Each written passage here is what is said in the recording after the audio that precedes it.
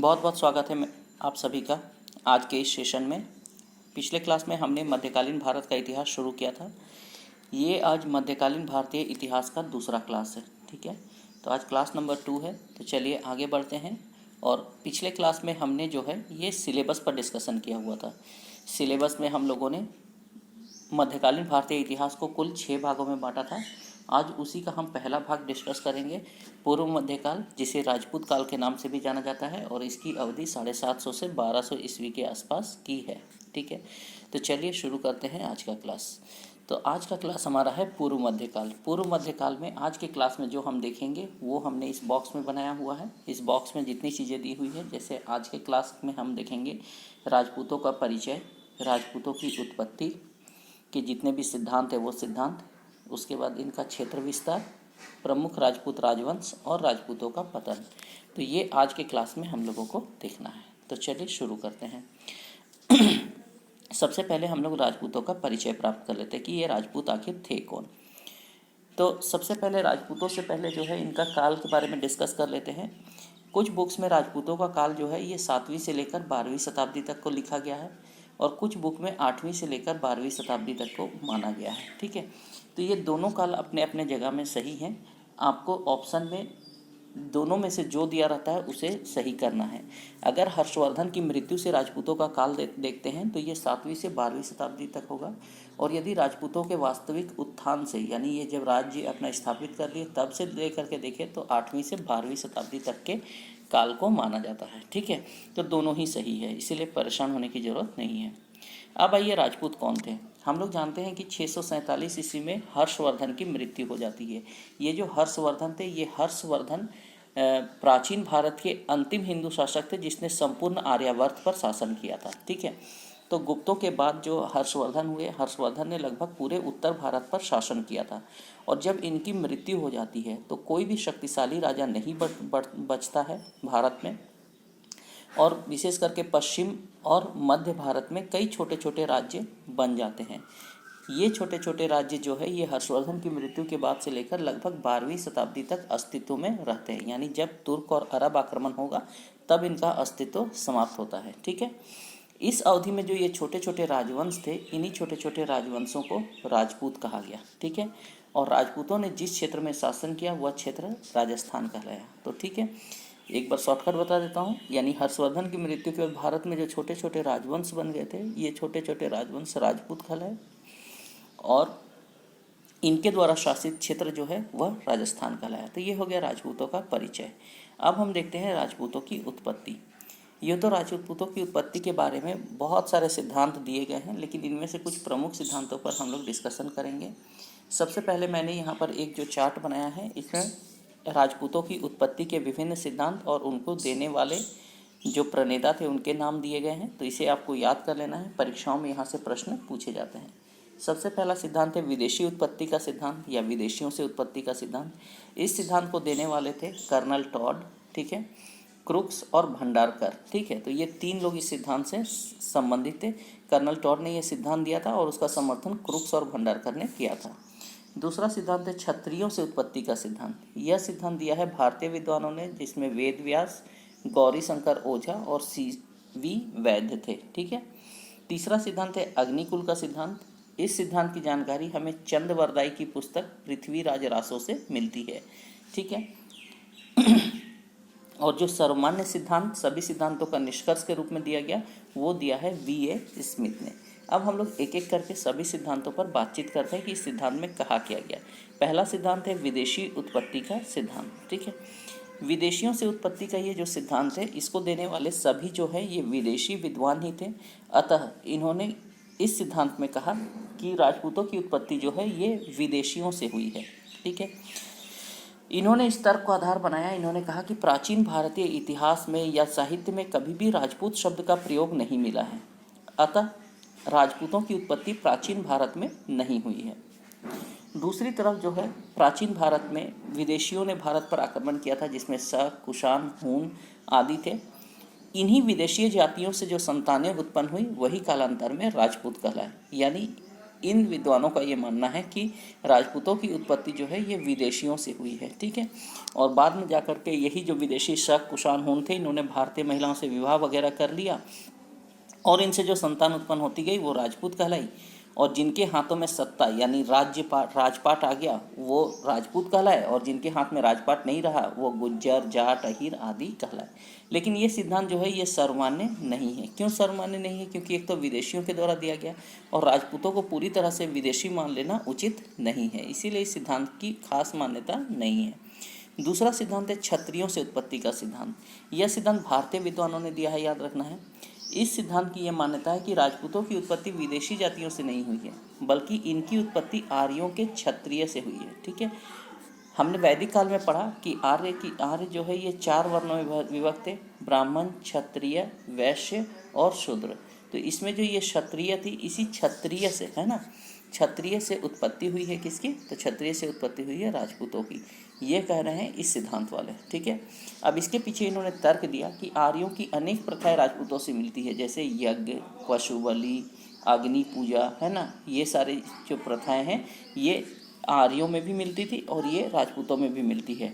साथ ही साथ क्षत्रिय अपने आप को सूर्यवंशी कहते हैं, चंद्रवंशी कहते हैं। जो परंपराएं जो है ये वैदिक साहित्य में थी वही परंपरा यहाँ भी मिल रही है। साथ ही साथ शारीरिक बनावट भी अगर हम लोग देखें तो इनकी शारीरिक बनावट भी जो है ये क्षत्रियों से मिलती जुलती है।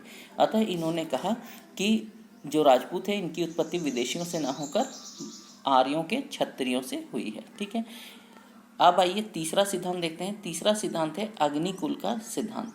अग्निकुल का सिद्धांत बहुत महत्वपूर्ण है। अग्निकुल का सिद्धांत जो है ये चंद्रवरदाई की पुस्तक पृथ्वीराज रासो से मिलती है। चंद्रवरदाई जो थे ये पृथ्वीराज चौहान के मित्र और दरबारी कवि थे, जिन्होंने पृथ्वीराज रासो नाम की पुस्तक लिखी, और पृथ्वीराज रासो पुस्तक में अग्निकुल के सिद्धांत का जिक्र किया गया है। इस सिद्धांत को मैं फटाफट से आपको बता देता हूँ। चंद्रवरदाई लिखते हैं कि जब परशुराम ने पूरे पृथ्वी के क्षत्रियों को काट डाला, मार डाला, उनका संहार कर दिया, तब पृथ्वी पर ब्राह्मणों की रक्षा के लिए कोई भी क्षत्रिय नहीं बचा था। ऐसी स्थिति में ब्राह्मणों को अपने धार्मिक क्रियाओं के संचालन में काफ़ी दिक्कत हो रही थी। तब महर्षि वशिष्ठ ने, ठीक है, महर्षि वशिष्ठ ने राजस्थान की माउंट आबू की पहाड़ी पर 40 दिनों तक यज्ञ किया तथा ईश्वर से प्रार्थना की कि हमें क्षत्रिय दिया जाए जो हमारा धार्मिक क्रियाओं के संचालन में मदद करे, हमारी रक्षा करे, जो बुरे लोग हैं, आतताई है, उनसे।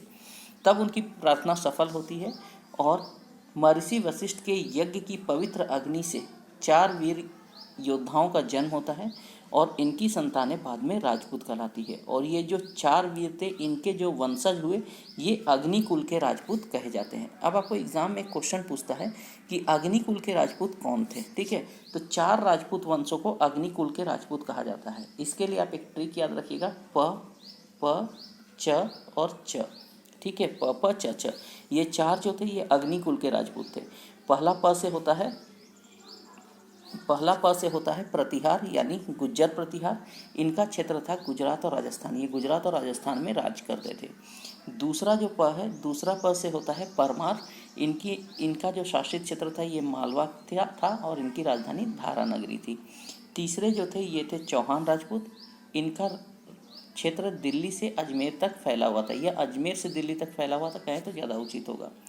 और चौथा जो है ये है च, इससे होगा चालुक्य या इसको सोलंकी वंश भी कहते हैं। इन्होंने प्रतिहारों के पतन के बाद गुजरात में शासन किया, यानी इनके द्वारा शासित क्षेत्र जो था ये गुजरात था। इस टेबल को आप दिमाग में बहुत अच्छे से रखिएगा, यहाँ से एग्जाम में प्रश्न पूछे ही जाते हैं, ठीक है।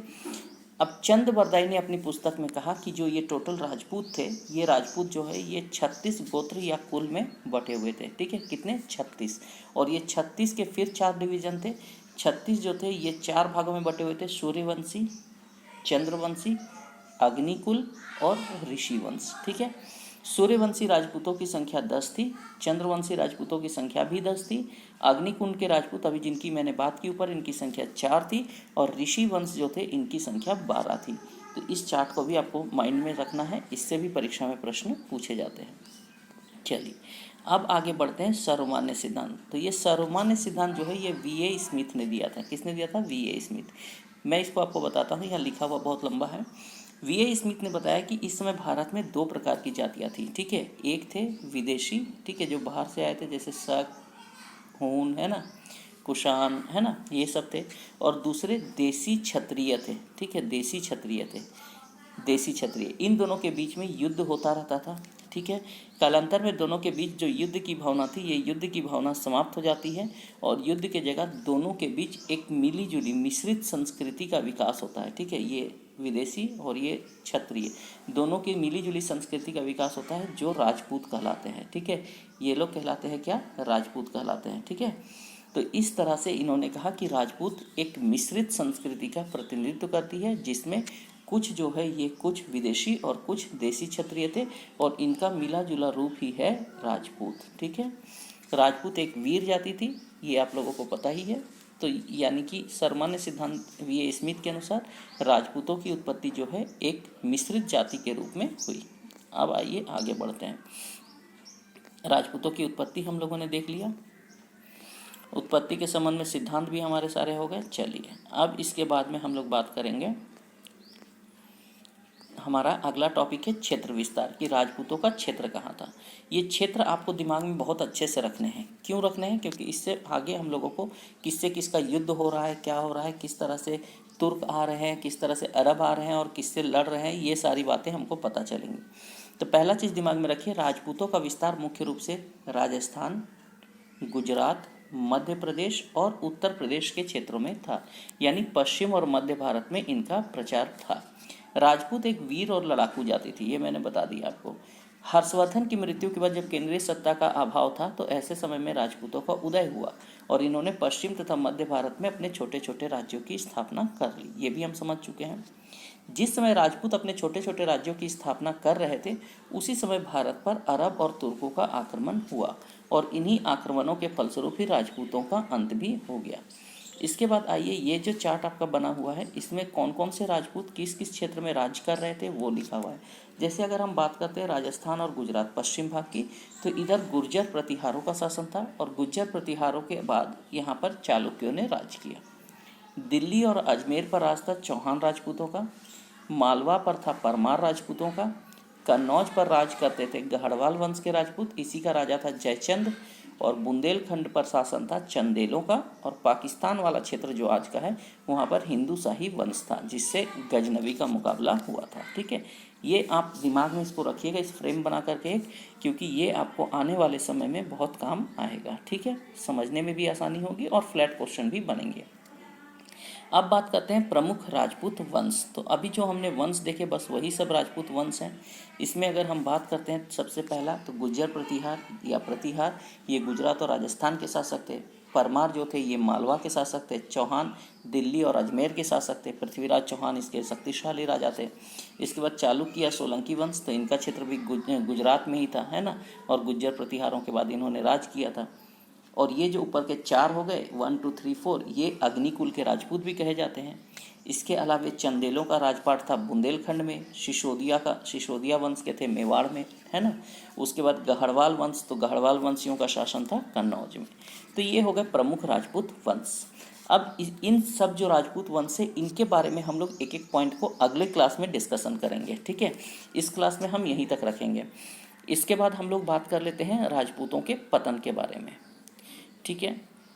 इससे पहले मैं आपको एक बात बताना चाहता हूँ कि अगर आप लोग इस वीडियो को देख रहे हैं और वीडियो आप लोगों को अच्छा लगता है, तो वीडियो को आप लोग अपने मित्रों के बीच में शेयर ज़रूर कीजिए, है ना, और वीडियो को लाइक कीजिए और कमेंट ज़रूर से ज़रूर लिखिए, क्योंकि अगर वीडियो पे लाइक्स नहीं आते हैं, कमेंट नहीं आते हैं, तो फिर वीडियो बनाने का मन भी नहीं करता है। इसीलिए आप लोगों से ये गुजारिश है कि भाई आप लोग कम से कम वीडियो को लाइक और कमेंट ज़रूर कर दीजिए।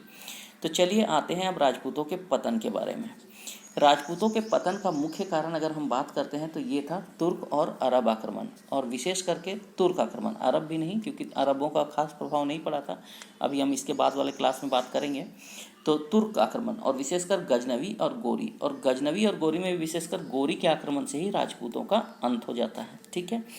विशेष करके अगर हम बात करते हैं, अगर आप मुझसे पूछिए तो इनके राजपूतों के पतन के कारण खुद राजपूत थे, क्योंकि राजपूत अनेक छोटे छोटे टुकड़ों में बटे हुए थे और आपस में ही लड़ते थे, जिससे इनकी शक्ति कमजोर होती थी और इसी कमजोरी ने विदेशियों को भारत पर आक्रमण करने के लिए प्रेरित किया।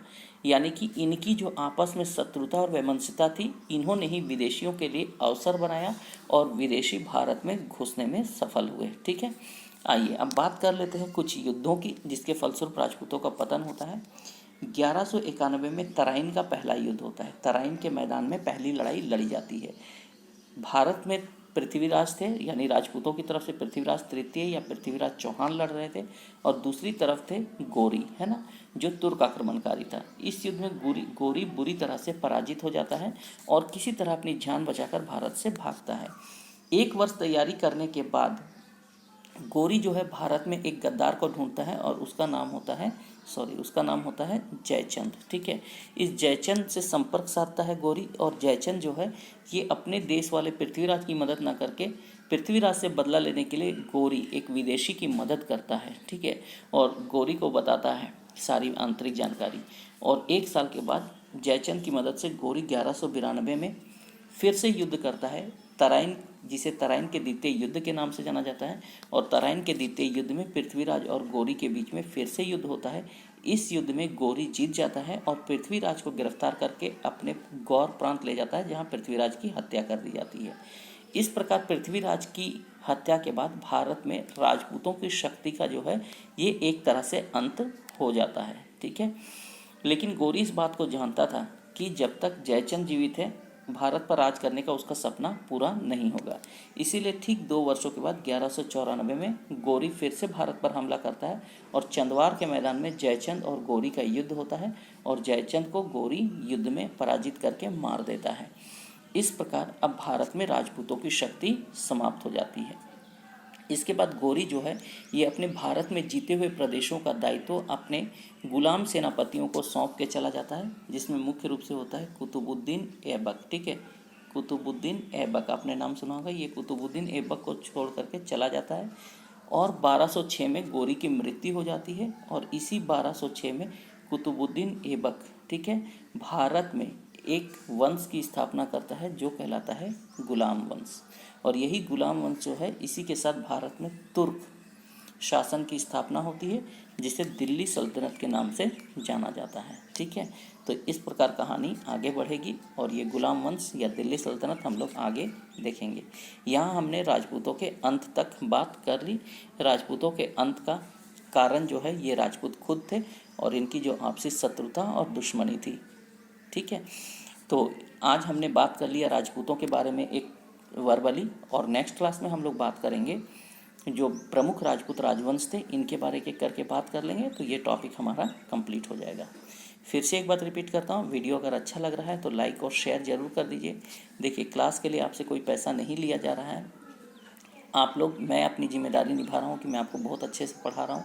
आप लोग अपनी जिम्मेदारी बस यही कीजिए कि वीडियो को अपने ज़्यादा से ज़्यादा मित्रों तक शेयर कीजिए और वीडियोस के व्यू बढ़ाने में मदद कीजिए, क्योंकि वीडियो का व्यू बढ़ेगा तो फिर वीडियो और भी अच्छे तरीके से बनाया जाएगा। ठीक है, चलिए आज इतनी ही बातें करते हैं, फिर मिलेंगे नेक्स्ट क्लास में। तब तक के लिए थैंक यू वेरी मच।